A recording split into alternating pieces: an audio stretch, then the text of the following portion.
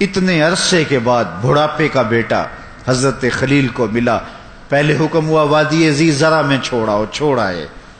اب بچہ 8 سال کا ہوا یا ایک روایت میں 13 سال کا ہوا. اب حکم نامہ جاؤ بیٹے کو ملو. مالک کھلونے لے جاؤں؟ کہا نہیں، ایک چھری لے جاؤ، ایک رسی لے جاؤ. حضرت خلیل اللہ چھری لیتے ہیں، رسی لیتے ہیں، اور وہاں سے فلسطین سے سفر کرتے ہوئے مکہ المکرمہ میں یہاں پہنچتے ہیں اور اپنی زوجہ سے ملتے ہیں، بچے کا ماتھا چومتے ہیں. حضرت خلیل اللہ اپنے بیٹے کو ساتھ لے کے منا کی وادی کی طرف چلنے لگے.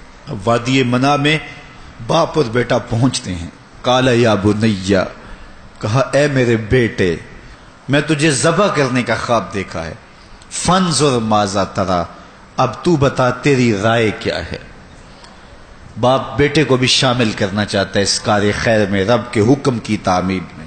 آج اگر باپ یہ کہے تو بیٹا کیا کہے گا؟ باپ ہو سفاک ہو، کیا بولتے ہو؟ توازن عقلی تو ٹھیک ہے، لیکن یہ فیضان نظر تھا یا کہ مکتب کی کرامت تھی. سکھائے کس نے اسماعیل کو آداب فرزندی. کہا اے بیٹے اب تو بتا تیری رائے کیا ہے. اب بیٹا خاموش ہو جاتا، اس کی خاموشی بھی رضا ہوتی. السکوت من الرضا، کہتے ہیں خاموشی بھی رضا ہوتی ہے. لیکن بچے نے جو جواب دیا ذرا قرآن کے لفظوں میں سنیے. قال یا ابت، اے میرے ابو. جب تحائف دے رہا ہو باپ بیٹے کو، جب بیٹے کا ماتھا چوم رہا ہو باپ، جب بیٹے کو باہوں میں سمیٹ رہا ہو، جب پیار بھری مست نگاہوں سے دیکھ رہا ہو، اس وقت تو بیٹا کہے میرے ابو، بڑی بات ہوتی ہے. لیکن باپ اسے ذبح کرنے کی بات کر رہا ہے. اس مرحلے بیٹا کیا کہہ رہا ہے؟ یا ابت، اے میرے ابو. اللہ اکبر. یہ نہیں کہتا ہے میرے ابو یہ نہ کریے گا، کس طرح آپ مجھے ذبح کریں گے. باپ نے کہا میں ذبح کرنا چاہتا ہوں. بیٹا یہ بھی کہہ سکتا یا ابا تذبح، ہاں ابو مجھے ذبح کر لیجئے. ذبح کے جواب میں ذبح یہ کامل جواب تھا، لیکن بیٹے نے کامل نہیں اکمل جواب دیا.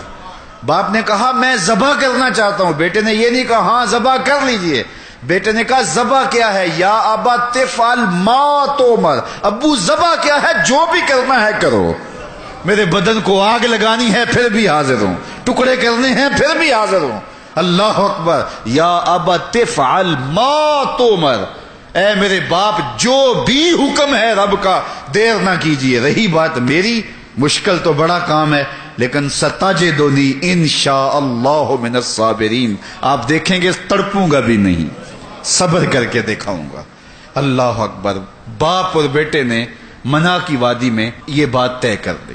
دونوں جب راضی ہو گئے، کس بات پہ راضی ہو گئے؟ باپ بیٹا بیٹھے تھے دفتر میں، یہ فلاں کوٹھی خرید لیں اس پہ راضی ہو گئے، فلاں ماڈل گاڑی کا خرید لیں باپ بیٹا اس پہ راضی ہو گئے. نہیں، باپ ذبح کرنے پہ راضی ہو گیا، پتر ذبح ہونے پہ راضی ہو گیا.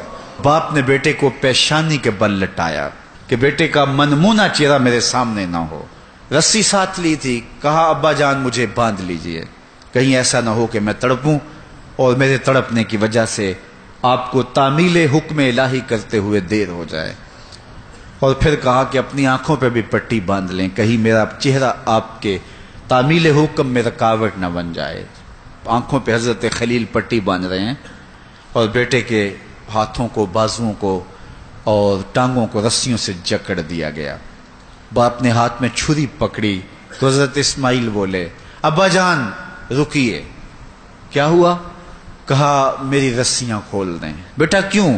کہا کل کا مورخ یہ نہ لکھے باپ ذبح کرنا چاہتا تھا، بیٹا ہونا نہیں چاہتا تھا. باپ نے باندھ کے کیا. کھول دے رسیاں، نہیں تڑپوں گا. اللہ اکبر. رسیاں کھول دی گئیں. حضرت خلیل نے بدستور آنکھوں پہ پٹی باندھی ہے اور بیٹے کو لٹایا. قرآن نے اس منظر کو بیان کیا. ہاتھ میں چھری پکڑی، بیٹے کی گردن پہ رکھی. تیز چھری تھی، دھار دھار، اور گردن نازک، ریشم سے بھی نازک. چھری کے لگتے ہی کٹ جاتی نازک گردن، لیکن حضرت خلیل نے پورا زور دے کر کے چھری کو پوری قوت کے ساتھ پھیرا، لیکن ایک بال بھی نہیں کٹا. بڑی حیرت ہوئی، یہ کیا ہوا؟ ساتھ پڑے پتھر پہ چھری کو مارتے ہوگا. لما تقطعی یا سکین، اے چھری کاٹتی کیوں نہیں؟ چھری نے آواز دی خلیل مجھے کاٹنے کا کہتا ہے، جلیل کہتا ہے خبردار ایک بال بھی کاٹا تو. دوبارہ استغفار پڑا اور چھری کا کونا حلق پہ رکھ کے پورا وزن اس کے اوپر ڈال دیا، گلا کٹ گیا، خون بہنے لگا۔ حضرت خلیل اللہ دل ہی دل میں شکر بجا لا رہے ہیں کہ اتنا بڑا کام تھا بیٹے کو ذبح کرنے کا، شکر ہے رب کے حکم پہ میں وہ کر گزرا۔ لیکن بیٹا ذبح کیا ہے، بدن کپ کپا رہا ہے، فوراً آنکھوں سے پٹی کھولی اور دیکھا کہ بیٹا ذبح نہیں ہوا، دمبا ذبح ہوا ہے۔ بیٹا پاس کھڑا مسکرا رہا ہے اور حضرت جبریل امین بھی پاس کھڑے ہیں۔ تو حضرت خلیل اللہ کی زبان سے بے ساختہ نکلا اللہ اکبر، تو حضرت اسماعیل نے کہا لا الہ الا اللہ واللہ اکبر، تو جبریل مسکرا کے بولے اللہ اکبر وللہ الحمد۔